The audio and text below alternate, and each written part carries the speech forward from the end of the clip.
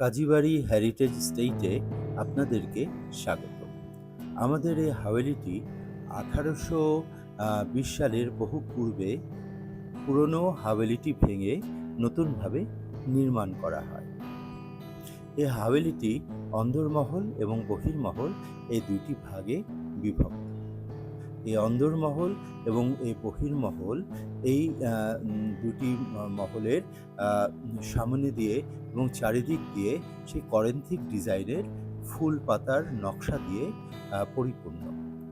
এটি দোতলার বহির্মহলে আমরা এখন দেখতে পাচ্ছি যে নকশাগুলো ফুল পাতা দিয়ে করেন্থিক ডিজাইনে এটি রইসদের বারান্দার উপরে এই নকশাগুলো বিদ্যমান এবং এই নকশাগুলো এই রইসদের বারান্দা হয়ে ধীরে ধীরে এটি অন্দরমহলের দিকে নকশাগুলো এগিয়ে চলেছে এবং অনেক রড আয়রনের বা কাস্ট আয়রনের আপনার নকশাময় রেলিং রয়েছে, নকশাময় সজ্জা রয়েছে, যেগুলো রইসদের বারান্দার মধ্যে আমরা দেখতে পাচ্ছি। আর একতলায় রয়েছে সাধারণ বৈঠকখানা। সেই একতলার বৈঠকখানাটিও সেই নকশা দিয়ে পরিপূর্ণ।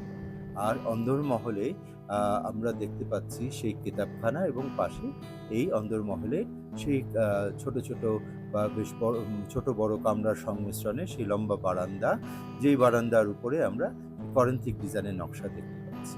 এই কেতাবখানার উপরেও করেন্থিক ডিজাইনের নকশা অবস্থিত এবং এই নকশাটি খুব কমপ্লিকেটেডভাবে, খুব সুন্দরভাবে, ইন্টিগ্রেটেডভাবে এটিকে সুন্দরভাবে করা হয়েছে। এই নকশাগুলো সেই 200 বছরের পুরনো সেই বাসাটি নতুনভাবে তৈরির পরে এই নকশাগুলোকে এই দেয়ালে স্থাপন করা হয় এবং এখনও সেই 200 বছর ধরে সেই নকশাগুলো টিকে আছে। এই বাসার জানলা দরজাগুলো খড়খড়ি জানলা, কিছু জায়গায় বেশ বড় বড় উঁচু জানলা দরজা রয়েছে এবং এই বাসাটি উত্তর দক্ষিণমুখী করে তৈরি করাতে এখানে প্রচুর বাতাসের সমাগম হয়। এই হাভেলিটির সংলগ্ন একটি মসজিদ রয়েছে বহির্মহলের চৌকোনা জায়গার পাশে এবং এই বহির্মহলে সম্মুখে যে বাগান ছিল পূর্বে, সেই রাজকীয় বাগান, সেগুলো এখন একটি করে কোঠা দিয়ে সেই বাগানগুলো পরিপূর্ণ এবং একটি উঠান দিয়ে বাগানগুলো পরিপূর্ণ করে দেওয়া হয়েছে এবং সেখান থেকে এই বাসাটি অত্যন্ত সুন্দর এবং সুসজ্জিত মনে হয় রাতের বেলা। তো অনেকে কাজীবাড়িতে আসেন, তারা দেখেন কাজীবাড়ির সেই স্থাপত্যশৈলী, সেই 200 বছর আগের ডিজাইন, নকশা, আর্কিটেকচারাল ওয়ার্কস এবং আপনারও দাওয়াত থাকলেও কাজীবাড়িতে আসবেন, ইনশাল্লাহ দেখে যাবেন কাজীবাড়ির স্থাপত্যশৈলী এবং গল্প ইতিহাস।